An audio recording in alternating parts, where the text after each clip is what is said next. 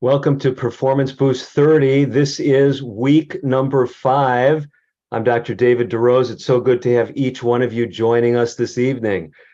So if you've jumped on tonight with us for this live session, whether you're joining us on YouTube or on the Zoom platform, we're glad to have you with us.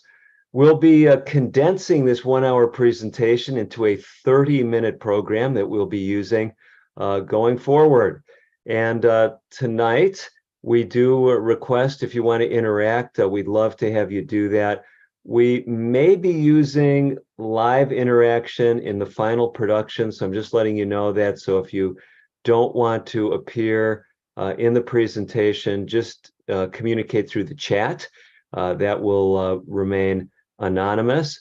If you're okay with your image, your voice being on the final production, there's the possibility of that with these last 2 programs, because we'll be focusing especially in the final program that will take place in 2 weeks on September 2nd. That will actually be a program where we want to hear your stories. We'll be talking with folks about their success on this program as well as other things. It's a graduation program. So that's what we've got in store. So for tonight, as we begin, we'll take roughly about 30 minutes and focus on, well, specific things that I think are relevant to your last week of the journey.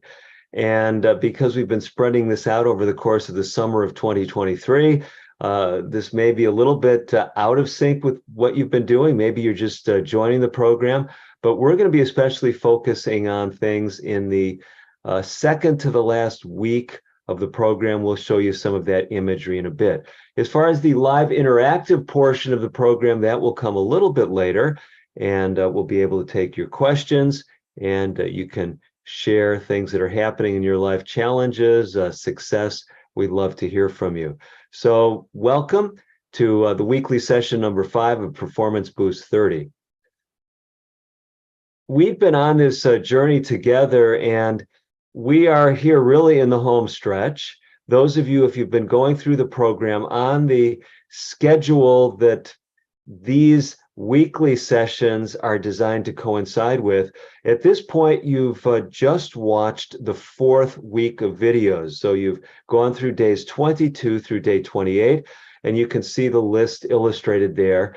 If you've not watched these videos, this will be a preview as far as things that you can anticipate. If you watched those videos a while ago, this will be a review for you. So I do want to touch on a number of the important topics that we covered. But before we do, just to give you a kind of an overview of where we're headed. So our final presentation in these weekly sessions is especially focused on what we call a graduation. And there are only a couple of videos that are left. If you've been watching it in sequence, day 29 and day 30, we may give you some glimpses into that, since our final session will especially be focused on maybe things that you have questions about going forward. How do you take this program and translate it into continued effectiveness as you seek to implement some of these program details into your own lifestyle? Well, with that bit of background, we do want to take some time and talk about where you've been over the past week. One of the topics that we especially looked at was the topic of supplements. It's one that's really close to my heart. I have prescribed many supplements over the years, but it's also close to my heart because I've seen so many people really get into trouble using, well, excessive amounts of supplements, or supplements that might not be in their best interest. I've seen people with toxic exposures from supplements. I've seen people with drug exposures from supplements that they thought were, well, just natural compounds, but were actually laced with pharmaceutical grade supplements. So basically, a lot of concerns about this area. And we want to talk about it in a perspective that may resonate with you if you've ever wanted to just take a shortcut when it comes to making lifestyle changes. So whether this graphic resonates with you or not, the point is sometimes it seems like there's more than one way to get around a wall. I mean, if the wall is really that not that wide. You just walk around it. You wouldn't need to use a ladder. If it was 100 miles long, you might say, boy, the ladder is really a shortcut. And the illustration is really designed for that very reason. Sometimes people think that supplements are helping them get ahead, kind of shortcutting a lifestyle process, when really the lifestyle process that they're shortcutting is really not all that difficult, and it would give them far more benefit with less risk than maybe climbing a rickety ladder over a fairly high wall. So, like I said, whether that resonates with you or not, I like the illustration because we want to talk with you about a concept that my co-authors and I spent a fair amount of time with in our book, 30 Days to Natural Blood Pressure Control. It really has to do with an unknown danger of supplements. This is even if a supplement is totally appropriate in your case for some condition. Maybe it is a supplement with demonstrated efficacy. But there's another issue going on, and we want to talk about this topic that we call the therapeutic window. I find that a lot of lay people are not familiar with it. We've tried to illustrate it here in this graphic. So what you're seeing here is basically what is referred to in medical circles as the therapeutic window. So if you look at the illustrations in letter A and letter B, the medication with a narrow therapeutic window, the actual window portion that you'd look through is the white portion where it says desirable effects from the medication. And the red, you can think of it as the window shades or the things that if you actually were looking through that, you wouldn't see anything. In this case, we're talking about toxicity or ineffectiveness. So let me explain how it works. Let's start with the letter B, medication with a wide therapeutic window. So you see this white area says desirable effects from a medication. Let's say you're on a prescription drug like warfarin, that's a blood thinner, also known as Coumadin, that's a brand name. And you see there, this is a drug that actually would not be illustrated by the letter B, but rather by the letter A. What we're trying to demonstrate here is some drugs like warfarin have what we call a narrow therapeutic window. To get the desirable effect, you need a pretty precise amount based on your diet and other factors. If you get too much, it can be toxic. In the case of warfarin, it can make your blood too thin and you can bleed just spontaneously or with a minor injury. The ineffectiveness would be if you're not getting enough of it.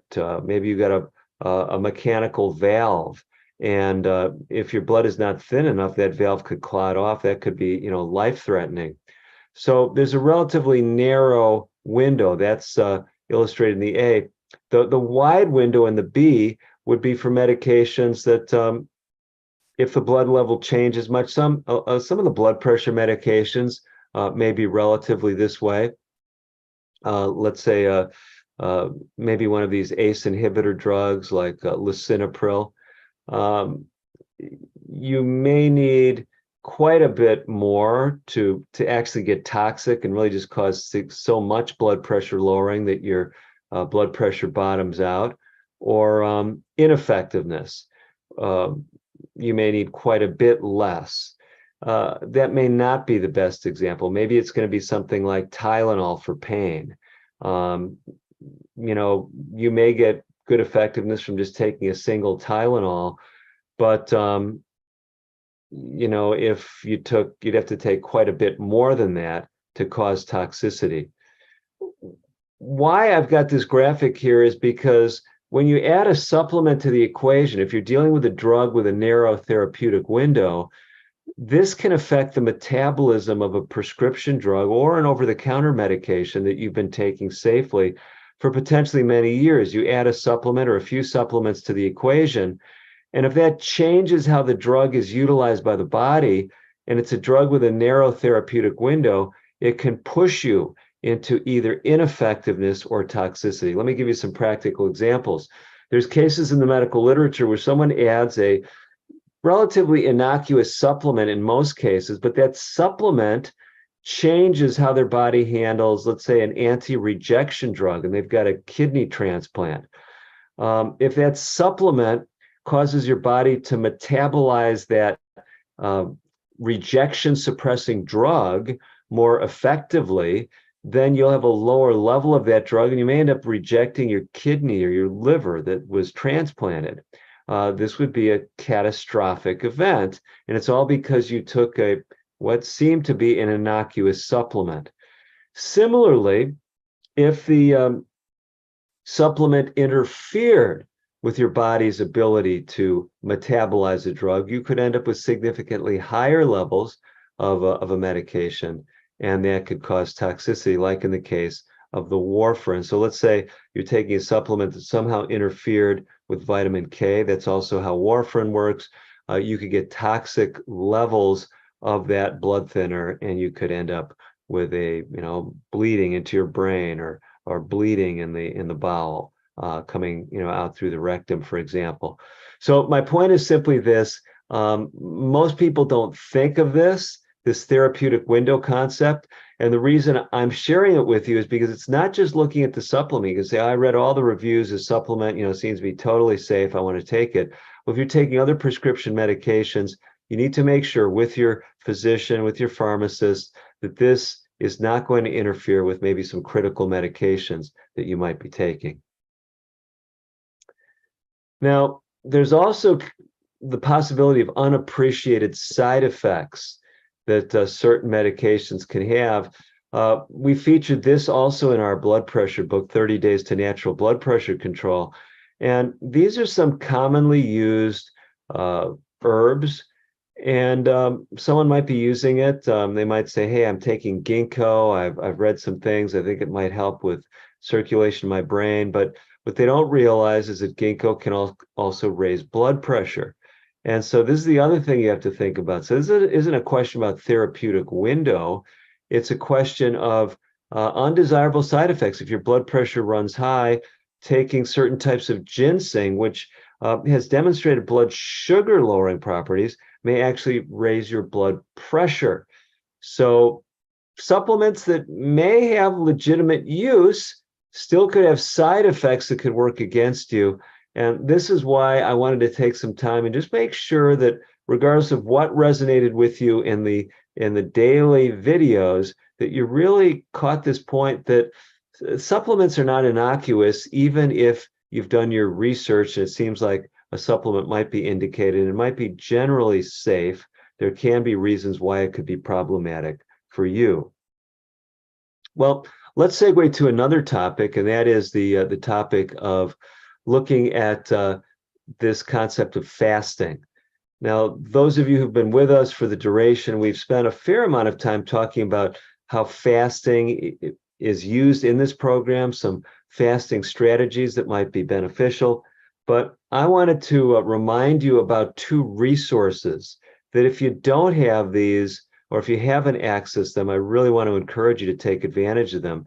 They're both available on our main website, timelesshealinginsights.org. If you go to timelesshealinginsights.org, you'll find actually a link, a banner to fasting as a natural remedy. This is a great handout, gives you some great material about how fasting can be beneficial. Many of the different types of fasts are included there. We'll touch on some of that in this presentation. And then you've heard us speak in this program about the Fast 8 program. Some of you are alumni of that program. That also can be accessed at the timelesshealinginsights.org webpage, or just go timelesshealinginsights.org/fast8. And even if you don't go through that whole program, you definitely will want to download the handout. It's over 60 pages, a lot of practical things that can help you if you're especially concerned about weight loss. In fact, I was just speaking with someone the other day. They were aware that we had this resource, but really hadn't downloaded it. They're dealing with weight issues. If they've been going through this program, they haven't lost as much weight as they had hoped. The Fast 8 program can give you some additional insights, and that's all available for you, all free of charge. Now, I wanted to take something that is drawn from this fasting as a natural remedy handout.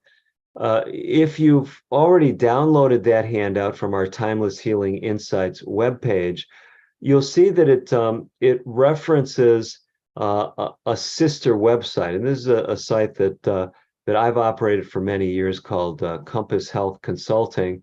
It's at compasshealth.net. One of my friends recently said, well, you can also go to drdaviddrose.com. That will also point you there. It's true. So drdaviddrose.com will also redirect you to Compass Health, the Compass Health website. And that website has a special resource that I wanted to draw your attention to. Like I said, it's also mentioned in brief in the Fasting as a Natural Remedy handout. So I'm just telling you, there's a couple different ways you can access this information. If you have the handout, some of this is also identified there, but I just want to show you how to find it on compasshealth.net. You'll want to go to the resource section. So you'll see that bar at the top of the page. And when you actually select resources, you get that drop-down menu. You'll want to choose free materials. So you'll click on that free materials, and you want to go to an unusual place. This may not be, obvious. That's why I've also put it in that handout. Where would you look for the special elimination diet information? Why we're talking about this is some of the people that go on Performance Boost 30, I've learned, have autoimmune diseases. They're concerned about maybe lupus or rheumatoid arthritis. Well, if you go to this free materials section and then you choose help for hives, you say, wait a minute, I don't have hives. I have rheumatoid arthritis. Well, I'm trying to show you where you find my protocol for an elimination diet. Like I said, this is kind of given to you in brief in that free handout, but more details are available on the website, the compasshealth.net website, by going to free resources and then help for hives. And I walk you through an elimination diet protocol. What does that look like? What is an elimination diet? I want to spend some time with this because some of you may have had success already with Performance Boost 30, but you're still dealing with some health concerns. We found that elimination diets can be especially powerful for people with food sensitivities, people with skin rashes, could be hives, people with autoimmune diseases. So you can see it's labeled on this graphic, autoimmune/elimination diet. And if you're just to kind of get an overview of one approach, you start with a very simple diet. Elimination doesn't mean you're sequentially eliminating things. It means you start by eliminating most things. I mean, the most strict elimination diet is all you're doing is drinking water, okay? So that'd be the most strict elimination diet. But basically with a more moderate elimination diet, you'd exclude things on this list. So we're excluding most grains. You could say, well, what grains could I eat? Well, rice and millet are two of the less allergenic grains for many people, and sometimes we'll allow those initially. You can see there fruits excluded.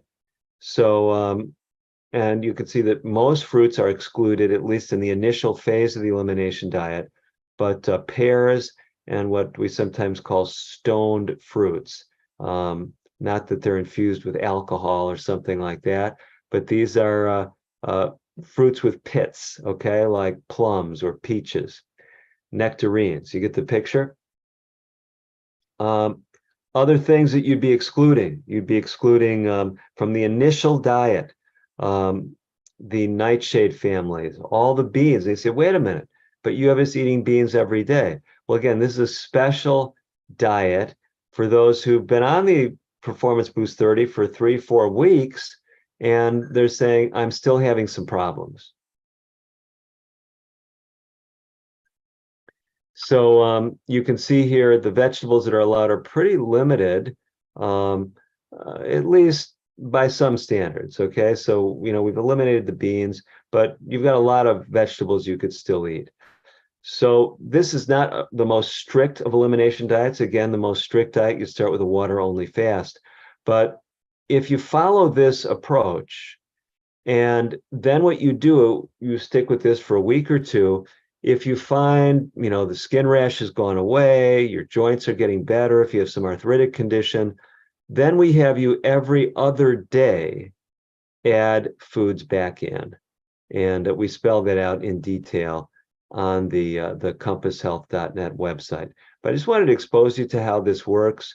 You can see there's other foods that we exclude from the beginning, especially high sodium foods, especially if you're dealing with an inflammatory condition.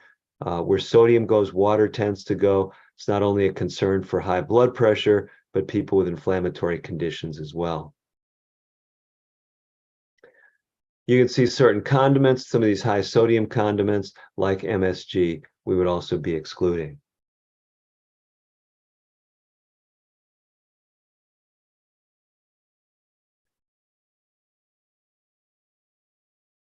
Now, sometimes even in the elimination phase, that initial phase when we're getting started, we may include some things that have specific anti-inflammatory effects, like omega-3 fats. One of them that I like if I'm having people supplement is actually flaxseed oil as opposed to fish oil. Gamma-linolenic acid, GLA, also has anti-inflammatory properties. So that is something that can be used. And you can see some of the other herbs that we've talked about in the program, turmeric, boswellia. Those are two that I've been especially encouraged with, as far as my experience, both with patients and also things that have been published in the research literature. Okay, we want to move from there to another topic, and this is the topic of stress management. So we've got a lot of people now that have gotten interested in Performance Boost 30 because it is really something that's a great stress management program. The overall lifestyle approach helps you to have more resilience when you deal with stressors. And then we have this mini stress management program that many of you went through. Tonight, when we open things up, I'm going to be interested to hear from you if you actually used some of the resources we had. In the handout, we've tried to make some of these things more accessible for you. So we talk about the different domains of stress, stressors, things that can come at you in any level of our personality, all kinds of different ways to describe that, but physical, mental, emotional, spiritual, social, definitely. And if you went through the 3 daily exercises, I challenge you to try to identify some of these stressors. And we provided some resources. We've included these in the handout that goes along with this week. You may find, if you didn't already draw a chart up like this or have access to the book, The Methuselah Factor, this might be handy for you. And we encourage you to look at stressors and to try to look at some of the things that were maybe making it harder to deal with those stressors, some of the antecedents, the settings in which you had special challenges. We encourage you to look at some of the consequences of your behaviors. And like I said, we'll talk some about this in the interactive portion, whether you use some of these tools, if you did, whether you found them helpful, and if you had questions. So the last thing I want to tie in with the stress management aspect of the program is this week number 4 kind of spiritual focus, and that is on forgiveness. Forgiveness is really a special application of these acts of kindness. And this is one of the most kind things you can do for someone, is if they've wronged you, is to forgive them. Because we introduce it late in the program, we realize that some people say, well, this is a pretty weighty thing. I can't just implement this in a few days.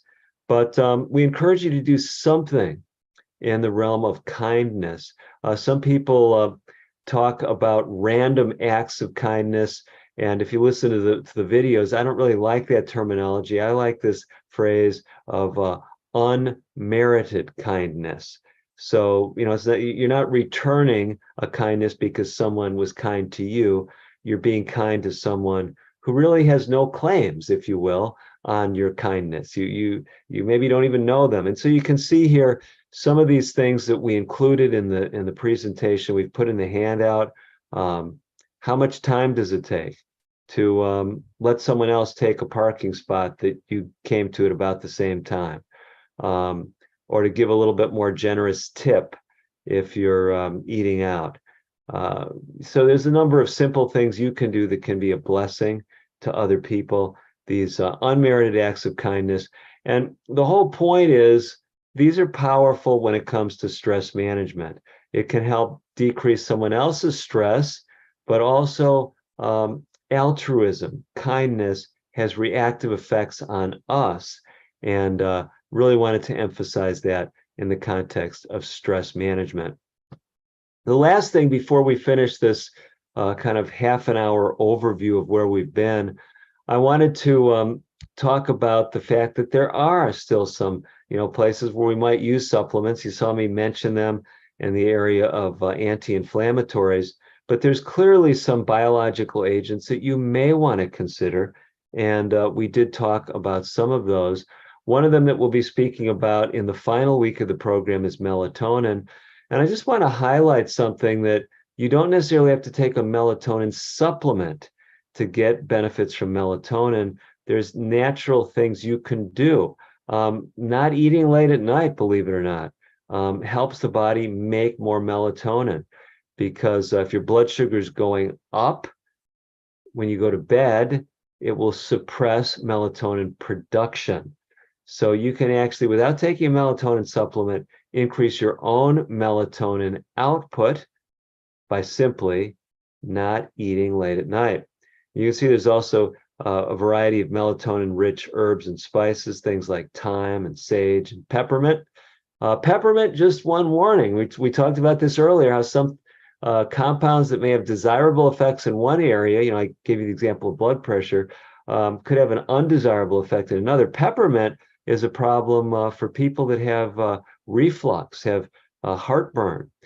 Peppermint can relax what we call the lower esophageal sphincter. That's a band of muscle at the lower part of the esophagus, and it can make it easier for acid to go from the stomach up the swallowing tube. So although peppermint may increase melatonin, it has a natural melatonin source, it may have some undesirable effects. So again, whenever we talk about supplements, you have to think of that big picture, and that's just another good example to share with you. Well, I wanted to give you just a brief preview before we go to your questions, your comments, your interaction. And before we conclude the program, I'm hoping all of you have measured something as you've gone through the program. Remember, early on, we said measure, measure, measure. And we're hoping that in our final presentation, our final weekly session, number 6, that we're going to hear from some of you. We're going to hear some of your measurements, blood pressure, blood sugar. Maybe you've had an opportunity to get your blood work rechecked.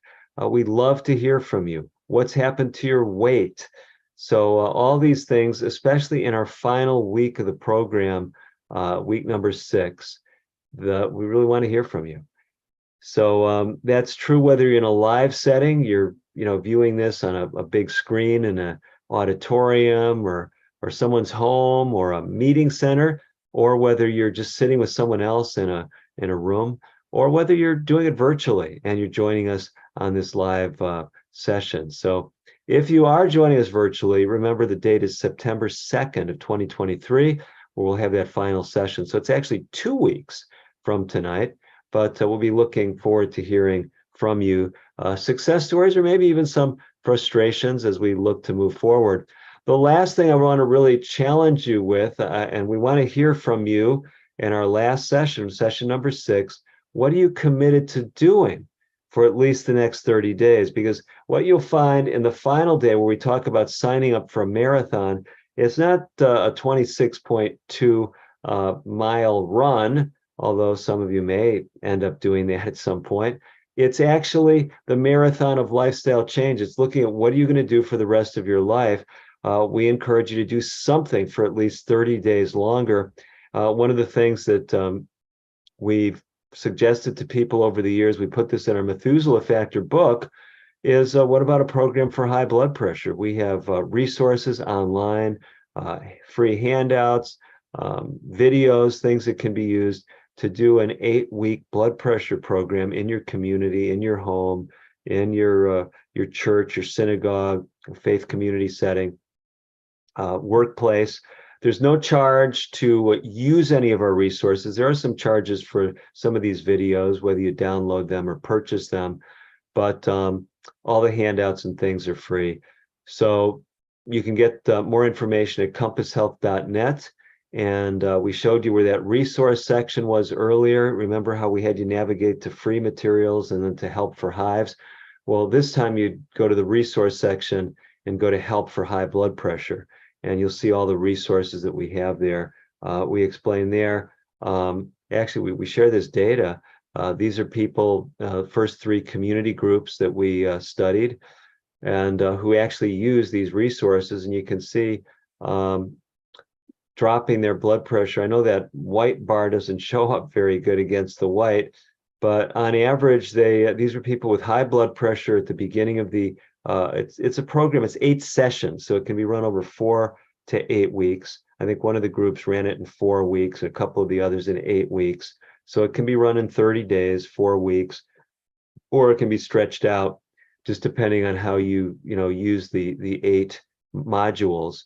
But individuals with high blood pressure on average dropped their systolic blood pressure some 17 points, and that was without adding any additional medications, and dropped their diastolic blood pressure, as you can see, about 8 points. Okay. So if you want other programs to use, if you say, I want to do something for 30 days, but I want something else structured, we do have other programs like the Fast 8 program that I mentioned earlier, Fast 8 program that I mentioned earlier at timelesshealinginsights.org. And we're basically looking forward to hearing your stories at week 6. So with that background, we're going to open things up for dialogue. And what we're going to do here is just go ahead, and I'm going to stop sharing my screen. And like I mentioned, there's some things that that I would be interested to hear from you about, but also wanted to hear from you if you have questions. Now we do have people on YouTube as well. If you're on YouTube, in order to interact, the way we're going to do that is let's do it this way. We're going to allow you to access my cell phone. So my cell phone is, I'll give you that number here. It's 580-504-2683. So 580-504-2683. And if you want to text something in, or if you're putting something in through the chat on Zoom and for some reason it's not getting our attention, but you can easily either go through the chat on Zoom if you're on Zoom, or you can actually send something through to me on the cell phone. So again, 580-504-2683. So before we go to that more open-ended format, I wanted to go back to something I showed you because I have questions for you about that. And that is the stress management section. So I'm going to navigate back to the PowerPoint because I'm interested to see if any of you had a chance to work with this at all. And we're just going to go back to that portion.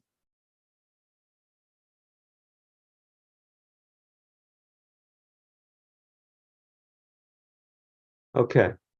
So first of all, I wanted to talk about these 5 domains of stressors, because one of the things we encouraged in the first day, and you'll see it here, is to identify your stressors. So it's a 3-day kind of mini stress management seminar that we include in the Performance Boost 30. So we encourage you first to identify your stressors, and that's why I've put this graphic up, and I'd be interested to hear from anyone if, as you've thought about this or just thinking about it now, what are the kind of things that stress you? Are they more physical things? You're dealing with health issues? Are they mental things? You're going through some emotional issues, social things, spiritual, or you can tell us about someone in your sphere of influence, someone maybe that you know who's going through a major stressor. I'd like to use an example with you so we can kind of walk through a stressor. If you don't have one, I'd be happy to share that for you, but you're welcome to share anything at this point. Any of you have a particular stressor that you would like to share? Okay, go ahead, Bonnie. So for me, it is, I mean, everyone has stressors in their life, and I do too. But for me, the biggest stressor that I have is having other people come to me for counseling, whether it be my students or friends. In the last month, I have had 4 groups of young couples coming to me with marital problems, and one of them was suicidal. And so I know that I can't hold everybody's burdens, and I do bring them before the Lord. But for me, that's big. Well, that sounds very intense. So tell us a little bit about your teaching. What do you actually teach? So I teach online for Sycamore Academy. I teach science and math in the high school. And I have had in the last year 2 of my students come to me saying that they're suicidal and please pray for me, and ask me to take them to a breakout room and pray with them, and so on and so forth. And these others are more recent. This is this last summer, not students, but people that I know. Okay, well, let's talk through that a little bit. I mean, of course, for someone who's not a mental health professional, suicide, ideation, ideas, thoughts, as well as someone talking about plans. I mean, these things are, we need to always take them very seriously. And I know, you're sharing things from that perspective. So yeah, it's a stressor for you because now you're dealing with this, but it's also a huge stressor for the individual. Of course, they're dealing with usually a lot of stressors that have brought them to that point. So one of the things the first thing that I would emphasize is always try to connect them with some type of professional help. There are suicide hotlines. There are online counseling services as well as in person. One that I've seen a number of people use is this Abide Network, ABIDE, Abide Network. So that's a Christian counseling service.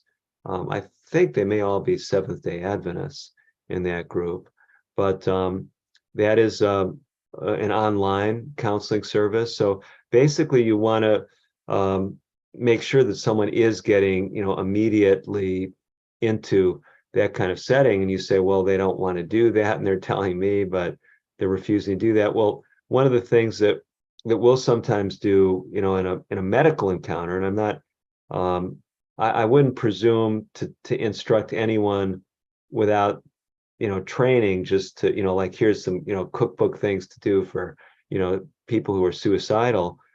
But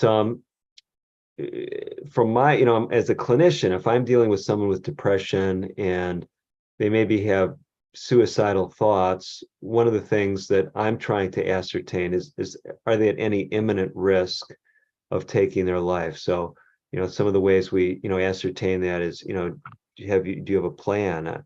Someone says, yeah, I have a plan, and X, Y, and Z, and they spell it all out. That's of much more concern than someone saying, well, no, I'm not going to kill myself, but I just keep having these thoughts like I should kill myself or something. Why don't I just end it all? That doesn't mean that shouldn't be taken seriously, but I've had patients, for example, they say, well, I've had suicidal thoughts, and they may even say that they're suicidal, but when you actually talk with them, they don't have a plan. They're not, thinking of taking their life, but they've just had, some intrusive thoughts about, just ending things. Again, that's not, a judgment that a non-medical professional, mental health professional especially, should be making. But it is something we'll try to ascertain, and just kind of letting you know a little bit of my thought process. And then the other thing, if I don't really think they're at, imminent risk, and we're trying to arrange like a mental health referral, then what we'll do is I'll actually, enter into a contract with them, especially if it's a patient I'm willing to give my phone number or something like that. And I'll say, or maybe we'll have them enter into a contract with calling a suicide hotline. And basically it's a verbal contract, or it could even be a written contract that, could you promise me you won't do anything impulsive that would hurt yourself or anyone else unless you, contact this suicide hotline, or you call me, or, and again, this isn't, I'm not recommending that people without training do that, but I'm just kind of trying to give you some awareness of how we process things.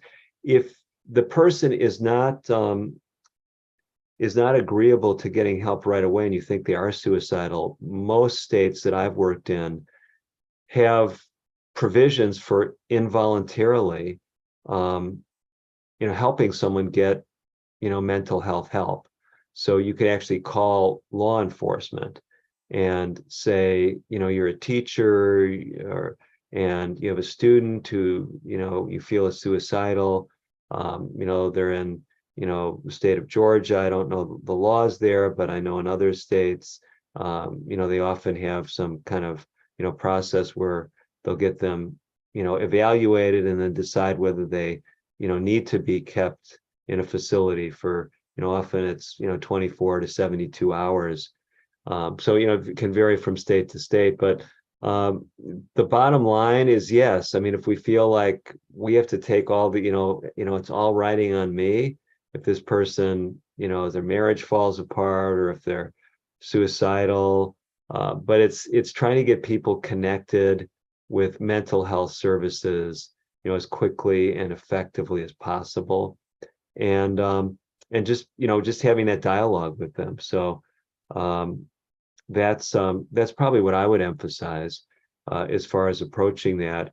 And the fact that you have people coming to you, I mean, that's a sign that, people do view you at least as empathetic, and feel like you're someone safe to confide in.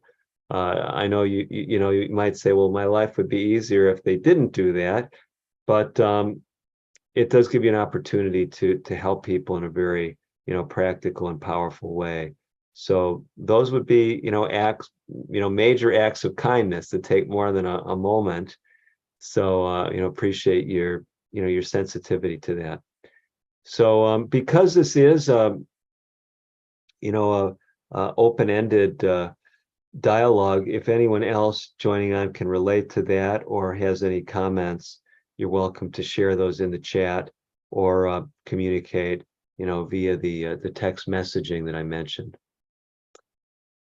Okay, so let's take this example of mental stressors. It's a broader example, and I'm just gonna show you my screen one more time, because I want to show you something about this construct that I exposed you to in the videos if you've been going through it in real time.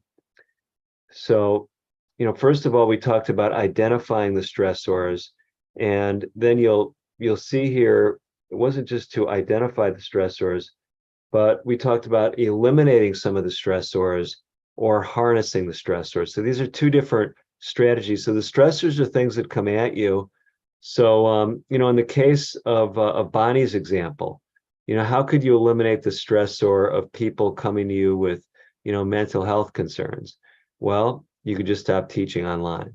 Now, I'm not saying that's a viable solution, but you won't have any students coming to you with stressors if you're not teaching. So again, I'm not necessarily recommending that, but it's surprising that sometimes that is the best strategy for people. Someone says, I just can't handle this workplace.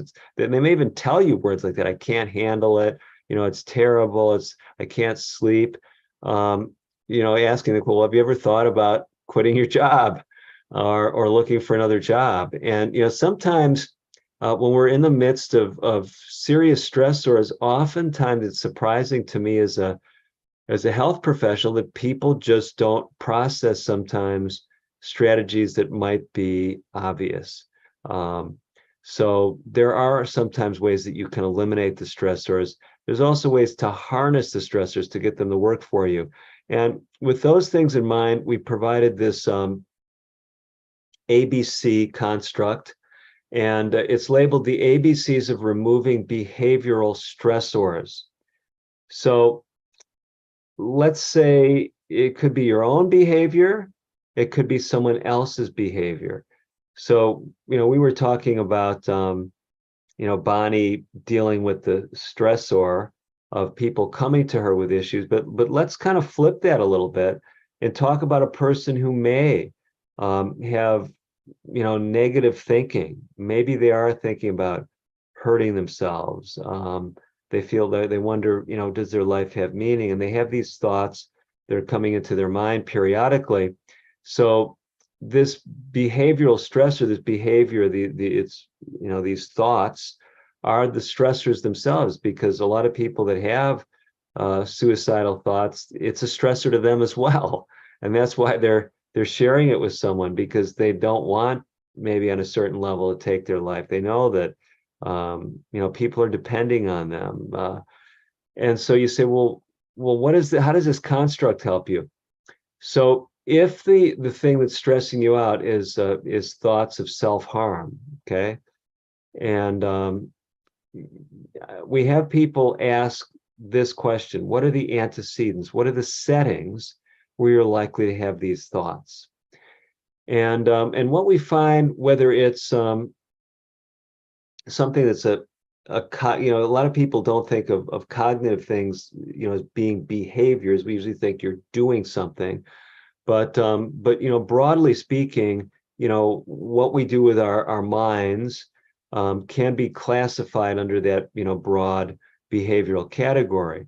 So if it's easier to work with something concrete, we could do that. But you could use any example. So let's say you're stressed by smoking. You don't want to smoke, and you're smoking cigarettes. They're hurting you, for example. You have emphysema, and the doctors have said, if you have another exacerbation, another flare of emphysema, we're going to, we might not be able to get you off a ventilator. So, you're highly motivated, but you don't know what to do. So whatever it is, whether it's negative thought processes, whether it's a physical behavior, whether it's smoking, whether it's inactivity, whether it's eating things that you wish you weren't eating, we ask people to look at the settings in which they engage in those negative thoughts or negative behaviors. Because here's what we know: even if someone says, well, I always smoke, right? I'm always overeating. Well, if you really drill down, if you really talk with someone, they're not always overeating. And so I ask the question, do you overeat in every setting? Can you not think of any setting where you never overeat? I say, are you a member of a faith community? And they say, yeah. I say, well, what faith community? We'll say, I go to the Baptist church in town. Well, when you're in the Baptist church for a worship service, are you eating? They say, well, no, we don't eat in our sanctuary. We're not, we don't eat in the sanctuary. Well, okay. Well, there's a place where you don't overeat. You've just identified what I like to call a safe haven for that behavior. So if you're highly tempted to overeat, you can just go down to the Baptist church and go to the worship service, and you're not going to overeat. Here's something with physical behaviors. A lot of people don't do many of the physical behaviors they're trying to avoid in the shower. I've met very few smokers who smoke in the shower, very few overeaters who overeat in the shower. Okay, you following along with me? So basically, you can say, well, the shower is a safe haven. If you never do that behavior there, you're identifying both high risk antecedents and also these safe havens. And it can be same with, with thought processes. Some might say, well, when I'm around the grandkids, I never, do this. Now, the flip side is also true. You can identify some antecedents, some settings that are high risk. If you're trying to avoid smoking, well, what's a high risk situation? Well, when I go in the break room where, the smoking room at work, okay, that's going to be high risk. Or when I go over to my friend's house who's a smoker, okay. So basically what you're doing is you're trying to then look at your environment. You say, what things can I avoid? What things can I emphasize? So that's just another way of using this construct. Okay, so we've tried to give you those tools. So hopefully a little bit more discussion has been helpful for you. So in our last 10 minutes or so, I wanted to just kind of open things up to any general questions or concerns you might have. And the other thing I'd like to mention in that context is basically just the reminder, September 2, which is 2 weeks from tonight, we'll have our final session, and we'd love to hear from individuals as far as, how they, what kind of successes they've had. If you can't join us live, I mean, feel free to reach out to us through the Timeless Healing Insights website. We've had a number of people share their stories, and we're going to include some of those stories in our program in a couple of weeks. So anything else on your minds about the program, logistics, questions, things that you've had challenges with, so you can just submit those through the chat if you would like. I think There is a question listed on the chat. Okay, well, I'm not seeing that. So you want to read that for us, Sonia? I'll go back to it. It says, is ginger a supplement a good thing to control allergies, either fresh or powdered? I've been taking antihistamines over the counter since college and just discovered in my very first bone scan full of osteoporosis. Can the osteoporosis be caused solely by year-round use of antihistamines? Also, is taking plant-based calcium with vitamin K, strontium, and vanadium okay for osteoporosis? How do you know if allergies are foods alone or environmental?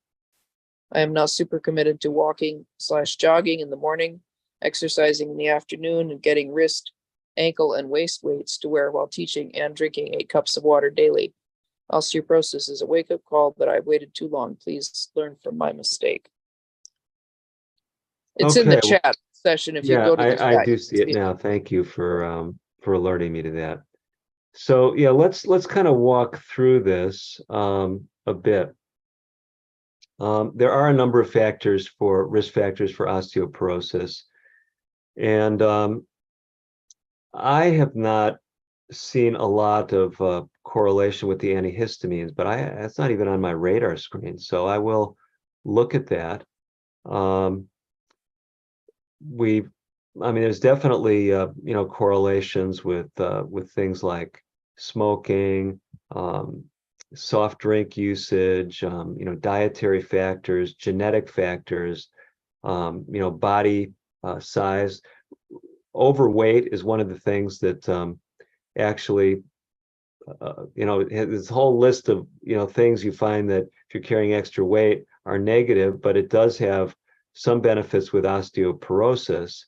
And so when people lose weight, especially if they have osteoporosis, they say, well, is this bad? Well, actually, the weight that is especially good is, weight-bearing exercise.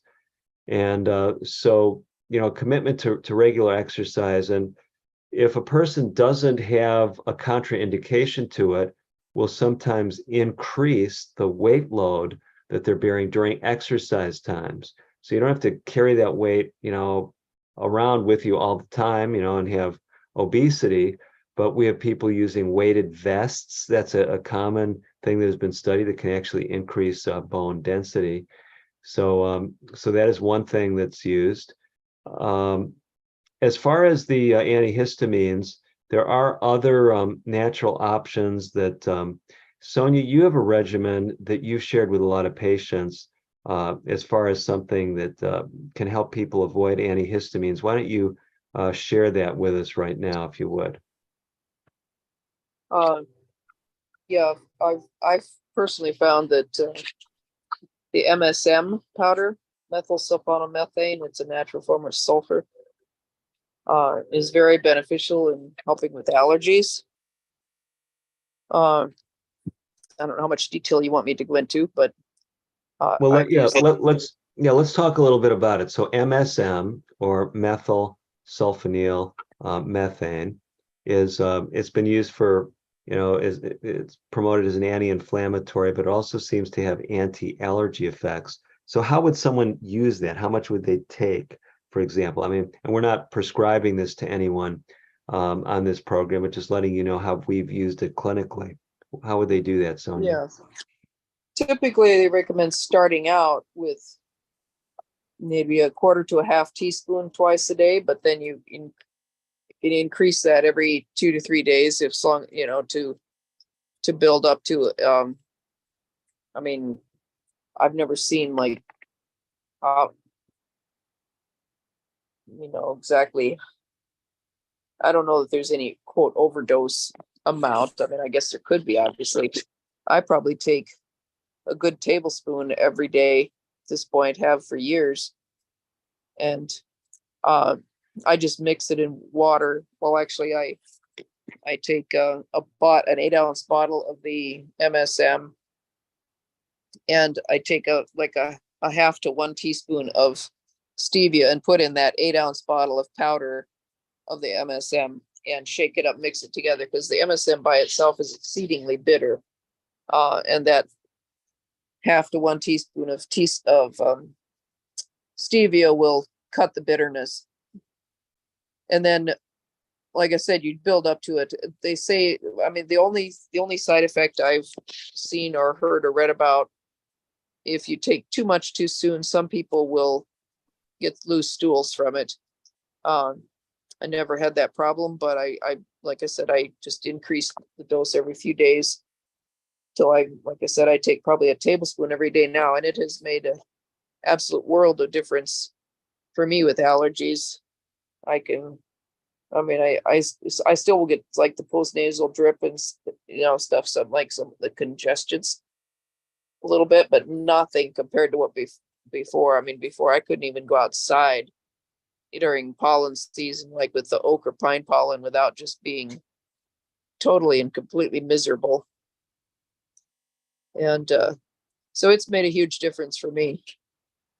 I also use a capsule of grapeseed extract in it. Somebody told me that was helpful, and I've used it for many years. So you're using it in the powder form, and I do. Actually, I found that you can get it in tablet form too. To me, I found the powder form seemed to be more beneficial. And it's also a lot cheaper. Okay. Thank you for that. I do also have a handout on osteoporosis, and if you make sure I have, I think I have an email address for you, Bonnie, and I can send you that as well. So, okay, well, we are. I just go ahead, Sonia. I was just pulling up online to look, because I hadn't really thought much about antihistamines and osteoporosis either, but I just found something from Mayo Clinic that says that long-term use of antihistamines may cause osteoporosis. So that's interesting. I had not seen that before. So thanks for putting that on our radar screen, but we'll send you that information as well. And thanks for including your email. So we are going to wind things up this evening. And I want to thank each of you for joining us. Because we've been doing this in kind of an unusual format, many of you know who've been along for this journey this summer. This is not something I would normally do, knowing how erratic attendance can be during the summer, and we're doing this very unusual format. But we do appreciate those who've been joining, whether they're joining in real time or whether you're watching this after the fact. If you are watching it after the fact, or if you're watching it in real time, feel free to send any success story to let us know if you want it anonymous. You're fine to use your name. Normally I wouldn't use it anyway, but if you have a story about, how things have gone for you or some challenges that you've had on Performance Boost 30, we especially want to focus on those things in our final presentation. So that will take place September 2nd at 7 p.m. So, we do have material already from people who've been sending things in. So it's not, all hinging on whether those of you that watch this episode, either in real time, you've been watching on YouTube, or you've been on Zoom, or you're going to be watching it, over the next week or two. But definitely, it is going to be driven more by your feedback. I'm going to share some things that I think will be especially helpful, kind of a general nature. It'll depend too on how much interaction we've had up to that point. But I think we'll have a good final program to kind of close things out on September 2nd. Last thing I do want to mention, if you're wanting to go through this program with a group, we have a special community option. We have actually, Sonia and I have been traveling quite a bit over the last few weeks. We've met a lot of people in different communities who are interested in sponsoring these programs in their local area. And we actually have been helping people get set up with their own websites, their own landing pages. So you can have your own community of people going through the program in your local area. When people sign up, instead of going through our general website where we can't track those people. I mean, any of you have signed up, we're not giving your names out to other people because you live in a certain area. But if you're trying to build kind of your own community support group, then you have your own website, and we give you your own, advertising materials. You can print up business cards and flyers and things, so you can invite people to go through, say, Performance Boost 30 in, September, October, November of 2023 or 2024, and you can actually support them in real time in a venue, whether it's your home or workplace or faith community. So just want to kind of put that out there for you. If you want more information about it, you'd go to timelesshealinginsights.org/community. So timelesshealinginsights.org/community, and that gives you details about our community partner program. Well, I just wanted to thank you all for joining us for our 5th in the series of 6 quote weekly support sessions that go along with Performance Boost 30. We'll hope to see you again in 2 weeks when we record our final presentation, number 6, in our weekly support sessions that go along with Performance Boost 30. Thank you all for joining us. I'm Dr. David DeRose, as always, wishing you the very best of health. Okay, good night. Have a good night, all.